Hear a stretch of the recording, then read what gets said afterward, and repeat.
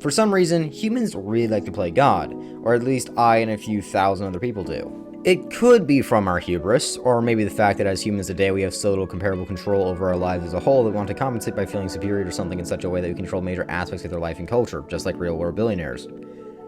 Or it could be the hubris, one of the two. Deism is a game that allows you to do just that. Feel superior to something that has no way of fighting back against your overwhelming power. Unless it kills itself, but we'll get into that. You see, the reason Deism sticks out against the overwhelming amount of God simulators so much is because, like many games I play on this channel, it is in virtual reality. That means you slap some $400 goggles to your face and suddenly you're an unstoppable celestial being that was just given some humans to play with. Oh my god! VR gives it a new depth, like all games, because now you have hands and you can pick up things and physically interact with the world you create.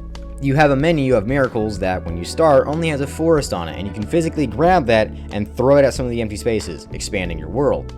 Obviously, scale is a big factor too. You can shrink down to the size of your little people, become massive, and overlook your domain from the sky. Of course, there are other reasons why it's such a great game. It somehow balances perfectly the things you want to do in a God Simulator style game. You can cause disasters, create kingdoms, expand land, and change biomes, send omens, summon things, etc., but you don't have to micromanage. Sure, you generally have to provide for your people in a way. If they say they need food, they won't continue to expand until you meet that demand, but for the most part, they are entirely autonomous. Even to the point that cities and kingdoms will even trade with each other, automatically supplying the goods other people need as long as they can actually get that themselves. In the non-sandbox mode that I usually play in, you actually have to care about your people too. Your power comes from their population, happiness, and most of all, faith. If you neglect an area for too long, either not giving them food or rain to simply not enforcing faith by sending priests or even disasters, they will turn into a heretic city. Heretics will actually bring down your faith bar, making you lose power. Not to mention the fact that they will actually cause wars between your people as well. The less the human population is, and the less the faith they have, the less power you'll have. Generally speaking, the less population it is, the less miracles you actually have, and the less faith, the less mana you have.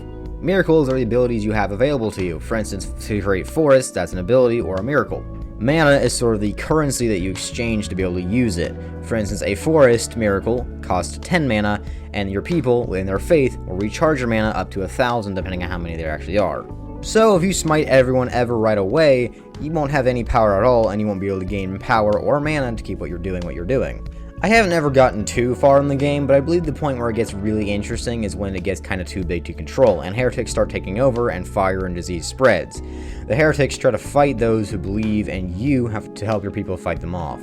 The whole thing is really interesting and surprisingly fun, and even kind of satisfying. My favorite part is creating oceans and other continents, therefore creating entire different civilizations, which then have to work out trade routes or sometimes go to war. The kingdom dynamics are also really cool. You have kings and queens and emperors and empresses, which basically they create this massive kingdom and then they have heirs for when they die. Each and every person has different personality traits, and if you send a good omen based on their personalities, they'll do different things. Or if you send a bad omen, they'll do different things. For instance, with the greedy, it raises taxes when you send a good omen, so I sent a bad omen and they took a day off. That was a bad ruler, actually. Another really fun part is the disasters. You can cause thunder, lightning, fire, all sorts of stuff. Even maelstroms that suck in ships. Punishing heretics is also really fun. Once, I put one on the moon, then I threw it into a maelstrom, and then I took the moon and threw it out of town. That was pretty fun. You also have to be careful of your own strength. I once accidentally exploded a heretic in my hand. That freaked the people out a lot. Faith was higher than ever though. Imagine a guy suddenly floating into the air screaming, and then suddenly he explodes into a pile of bones. The people love me. I also learned I might have some competition. Apparently these people can float on the ground. All of them. I once even spawned a shark on accident. Nothing else interesting about that. I think they probably killed it, but it was massive, so it was cool. I just learned that when I say it with was, I say it. Seriously, listen. It was cool. It was cool. It was cool. I can barely say it. It is going to annoy me to the ends of time. Anyways, if you can't tell, I'm kind of running out of things to talk about this game. It's really cool, but there's not a ton that I can talk about. It's still pretty much in early access. There's a ton of cool features to it, but I just haven't played it a ton. So you guys should check it out, and I will show a little bit of gameplay of me playing it for the last, 2 minutes of this video.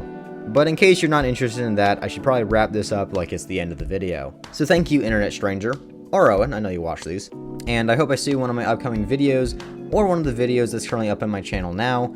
But in case you never come across one of my videos again, thank you for watching, like if you liked, subscribe if you enjoyed, and as always, have a good day. So it turns out I recorded the wrong audio, so this is the end of the video. For real. Bye.